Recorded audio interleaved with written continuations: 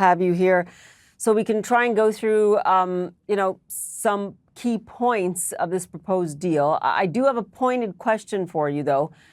Do you believe that Prime Minister Netanyahu agreed to this deal because he knows Hamas never will? Well, I think that's probably, Paula, one of his gambles here. And there's a lot of gambles when you're a leader like Netanyahu, who's embattled, not just on the battlefield in Gaza, where the war continues and trying to get back the hostages, but also politically embattled back home, where his coalition is already starting to make noises as if it's about to fall apart. And Israel will head now to an early election if this deal, the 20 or 21-point plan put forward by Donald Trump, actually is implemented. So it's definitely something that he probably is considering, and he made those noises last night. I mean, he basically said, look, let's see what Hamas does. And if Hamas doesn't, he said to President Trump, Israel will continue its war and will do what needs to be done. So I think it's definitely a calculation.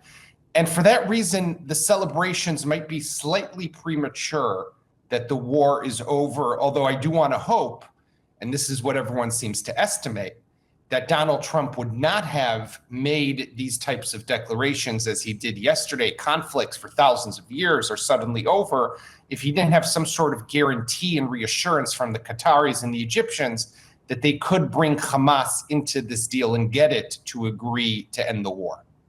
And yet, as you know more than most, that would be extraordinary if they could achieve that. I do want to get to something you pointed out. Domestic Israeli politics will feature here, specifically, though, to focus on the families of the hostages who once again have to put up with the fact that the Hamas terrorists are the ones here that will determine what happens next.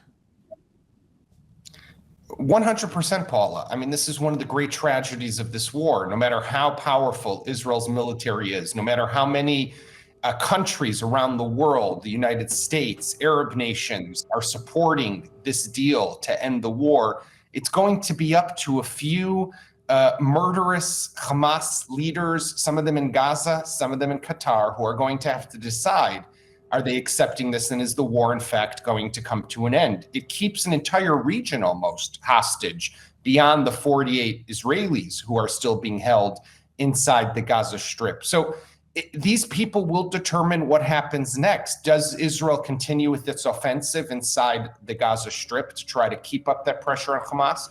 Or are we able to move towards an end of this conflict that has dragged on already for 2 years almost, way too long, and be able to start the reconstruction, the healing inside Israel, and the reconstruction that's needed inside Gaza?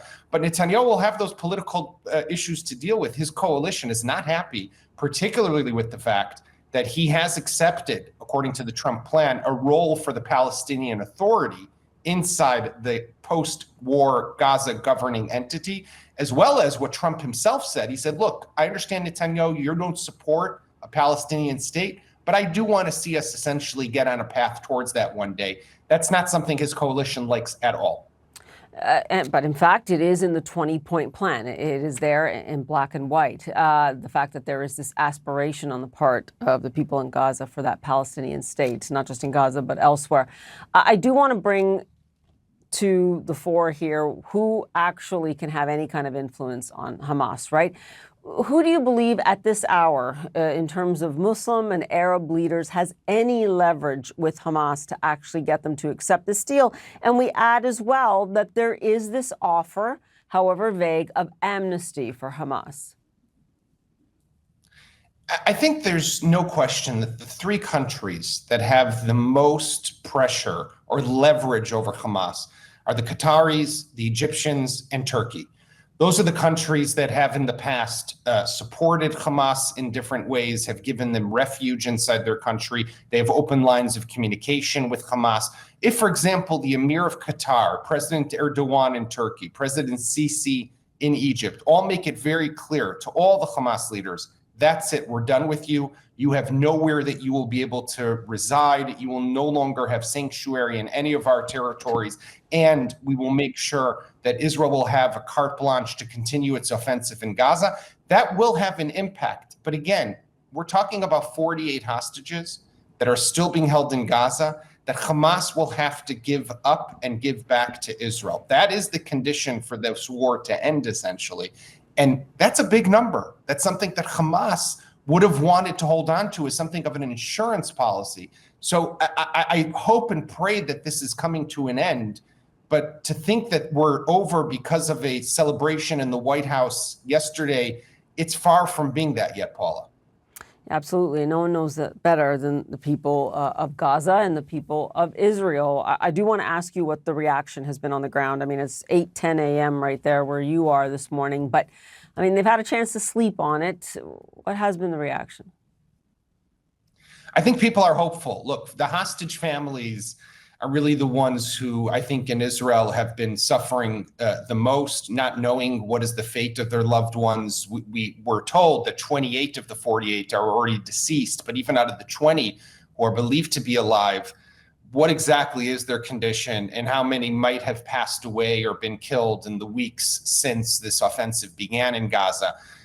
There's great trepidation and uncertainty. The families of soldiers who continue to fight in Gaza and want to see their loved ones come home and an end to this war and a healing to begin. So there's hope, but there's still also a reality check. And that is that Israel has been fighting for the last 2 years against a brutal, cynical terrorist organization that doesn't really care at the end of the day what's decided at the White House. It will care more about how it views its future and whether it can somehow outlive and survive this war and whatever deal is coming. We'll have to wait to see what Hamas tells us. Yeah, which is why it's so important to understand, as you say, what Egypt, Qatar, and Turkey, perhaps other countries as well, can bring to the table here to actually pressure Hamas. Yaakov Katz, grateful to you this morning for your analysis. Appreciate it.